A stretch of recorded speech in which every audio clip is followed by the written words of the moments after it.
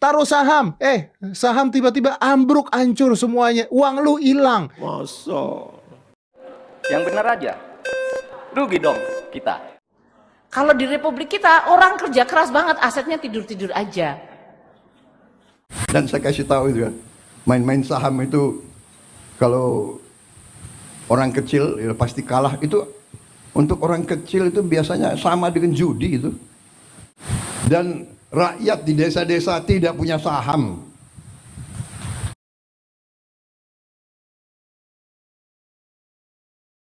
Pertama saya bicara pasar modal dulu.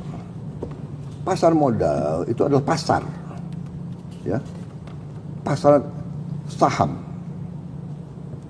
Pasar saham itu dipengaruhi oleh mekanisme pasar. Kadang-kadang naik, kadang-kadang turun, ya kan? Ada siklus, ada, dan itu berjalan. Orang yang masuk pasar saham, dia tuh cari untung secepat-cepatnya, ya. Ini kalau kita bedakan dengan direct investment. Bedanya adalah ini cari untung cepat. Kalau ini dia punya rencana. Saya bikin pabrik. Bahan bakunya ini. Bahan baku boksit lah, nikel lah, bahan baku batu bara lah. Ini bahan baku, ini pabrik, ini distribusi, marketing, ini untung saya 5 tahun, 10 tahun, 30 tahun, ya. Jadi kita bedakan. Nah, kalau saya lihat fundamental kita kuat, ya. Apa yang terjadi di pasar saham, kita punya kekuatan dan kita akan investasi, ya. Orang selalu bicara kalau pasar saham jatuh, kalau pasar saham naik, orang diam. Iya kan? Waktu sempat berapa hari yang lalu kan turun. Ya, ekonomi Indonesia kacau, gelap, Prabowo gagal, bla bla bla. Begitu berapa hari naik lagi, diam, gak ada yang komentar. Sekarang pasar saham di Amerika merah, turun. Jauh sekali. Tapi pandangannya Trump, oh enggak, ini iya, tapi pada saatnya akan naik lagi, gitu. Karena dia melakukan hal-hal yang dia anggap memperkuat ekonomi Amerika. Ya, ini jawaban saya soal pasar modal. Jadi makanya saya tuh nggak terlalu takut sama pasar modal, ya, karena Indonesia punya kekuatan. Malam. Saya dengan Andi. Iya. Saya pribadi sih, saya bukan mau bertanya yang gimana, tapi saya sangat berterima kasih sama Pak Lo Keng Hong. Iya. Saya mengikuti Pak Lo dari tahun 2018 pas baru mencuat namanya. Itu saya sampai video Pak Lo, saya sampai ulang-ulang terus. Saya semua Pak Lo ada di media, saya terus ikuti. Kata-katanya juga saya ulang terus. Sampai saya mencari cara gimana Pak Lo bisa beli Indi di 100 dan bisa jual di 4.500. Dan saya sangat berterima kasih dalam waktu kurang lebih 2 tahun dari semua petunjuk yang Pak Lo berikan, saya dapat bisa mengikuti yang Pak Lo dapatkan di saham.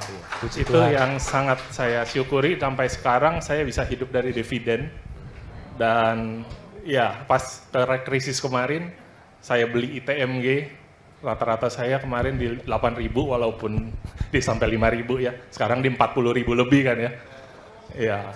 Kemarin bagi dividen 4.000 Pak. Iya, dapat. Saya tahan, saya nggak lepas. Itu tetap wonderful company. Wonderful Pak. Company, betul sekali Pak Lo. Itu saya betul-betul sangat bersyukur sekali dengan semua media dan Pak Lo sendiri yang membagikan. Karena kalau saya beli saham tambang batu bara, kan ada batu baranya, mereka miliki batu baranya. Kalau saya beli saham perusahaan kelapa sawit, kan ada kebunnya. Tadi saya sebut saya punya saham, kebunnya itu luasnya 4 kali negara Singapura loh. Coba susahnya nanam kelapa sawit itu. Ya. Kalau saya punya saham bank, kan bank itu mesin pencetak uang ya. Orang taruh duit bunganya kecil, orang pinjam dikasih mahal ya. Bank itu ada, kita beli saham bank ada asetnya, ada banknya. Kalau beli cryptocurrency asetnya apa? Ayo anak muda, kalau kita beli uang cryptocurrency asetnya apa? Gak ada loh. Kalau asetnya gak ada, jangan-jangan bisa turun jadi nol loh. Serem kan? Saya beli saham properti yang rugi, perusahaannya lagi rugi. Tapi kan di dalamnya kalau saya hitung propertinya masih ada 20 triliun di dalam. Ya, masih ada asetnya properti 20 triliun. Jadi saya yang beresiko tinggi saya nggak berani beli. Hanya yang beresiko rendah saya beli. Yang hampir tidak ada resikonya saya baru beli. Karena aman buat saya. Tapi beli cryptocurrency kita nggak tahu itu aset yang menyertainya apa, kita nggak tahu, nggak ada. Serem banget jadinya. Kira-kira gitu ya. Tapi saya suka dua sektor. Nah, saya sebut sektornya aja. Saya suka dua sektor, satu bank, satu tambang batu bara. Saya suka ya. Karena bank, ada bank swasta labanya 40 triliun laba bersih. Wih, enak ya, punya laba 40 triliun. Kita nggak usah bangun bank yang besar, tahu-tahu kita dapat pembagian keuntungan dari bank itu. Ada tadi saya sebutin ada Adaro, itu bukan rekomendasi membeli ya atau menjual. Saya punya tambang batu bara yang lain yang lebih murah. Itu labanya 38 triliun ya. Hanya dua sektor ini yang bagus ya.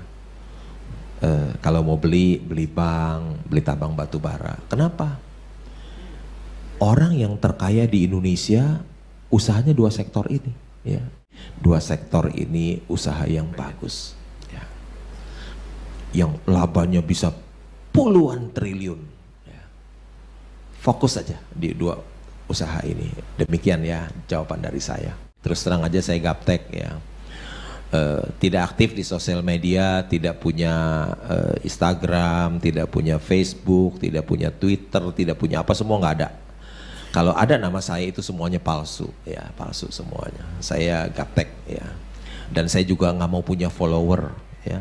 Orang-orang cari follower sebanyak-banyaknya agar bisa dimanfaatkan oleh dia, agar dia menjadi kaya, bukan followernya yang kaya.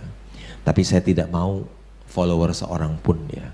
Orang yang bisa menggandakan uang tidak mau seorang pun follower. Jadi saya nggak mau ada follower. Jadi nggak punya Instagram. Kira-kira gitu. Oke ya. Siang Pak Lo, saya Iya. Ratna, jemaat WTC. Iya. Bu Ratna. Pertanyaan saya, kan Pak Lo tadi menganjurkan cari saham Mercy seharga bajai. Itu Iya. bagaimana menilainya? Kalau misalnya dari fundamental perusahaan, itu poin-poin apa aja yang harus kita perhatikan? Terus nih, kalau kode saham ITMG itu pernya kan 2 Pak. Kalau Bapak jadi saya, beli nggak? Beli. Beli. Indikatornya perusahaan yang pertama kan lihat manajemennya dulu, apakah mereka orang jujur atau orang tidak jujur ya. Jangan pernah membeli perusahaan yang dipegang oleh orang yang tidak jujur, uang kita bisa habis ya. Kedua tentu bisnisnya bagus atau jelek ya. Tadi saya udah sebutin ada 2 bidang usaha yang bagus. Yang ketiga lihat labanya besar apa enggak ya. Tadi ibu bilang ITMG boleh beli nggak? Tahu nggak ITMG labanya berapa? Nggak tahu ibu, saya tahu labanya 18 triliun tahun lalu. Jadi mesti tahu tuh satu-satu semuanya ya. Jadi kita tidak beli kucing dalam karung ya. Dan dia bisa kasih payout ratio yang besar loh. Mungkin kalau dia bagikan seluruhnya ya luar biasa, 18 triliun dibagikan seluruhnya kepada pemegang saham ya. Tapi nggak tahu juga, mungkin 70%. Labanya besar. Bagaimana tahu itu murah atau tidak? Gampang Bu. Dari price earning ratio yang rendah, price to book yang rendah. Ibu tadi udah tahu, ITMG PI-nya 2 kali, ada saham yang PI-nya 20, 40, ada yang 2 kali, yaitu 2 kali yang murah sekali. Kira-kira demikian, Ibu. Kalau saham turun itu biasanya orang yang tidak tahu apa yang dia beli, dia ikut panik, dia menjual karena dia khawatir di depan akan turun lagi. Tapi bagi seorang investor yang bijak itu, dia menyikapi saham yang turun itu adalah peluang emas bagi dia. Kapan lagi dia bisa beli perusahaan yang bagus dengan harga yang murah? Kalau seseorang sudah memiliki wonderful company, perusahaan yang cuannya besar, ya, dia tidur saja, perusahaan-perusahaan itu bisa berfungsi sebagai mesin pencetak uang buat dia. Ya. Setiap tahun dia bisa bertumbuh, dan setiap tahun dia bisa bagikan keuntungan perusahaan bagi pemegang sahamnya. Ya.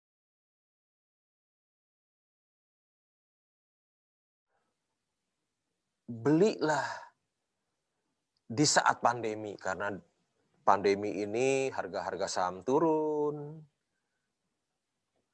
uang kita seluruhnya kita belikan saham, tapi tentu saja perusahaan yang bagus dan murah, harus ada syaratnya. Semua uang kita belikan saham. Nanti setelah pandemi usai, vaksin, pandemi usai, maka harga saham itu akan naik. Ya. Jangan sampai ketinggalan. Jangan sampai ketinggalan. Jadi itu strateginya, beli sekarang. Ketika pandemi usai, harga sahamnya udah naik terbang semuanya, balik ke harga yang semula. Jangan sampai kita ketinggalan kereta. Itu strateginya, beli sekarang.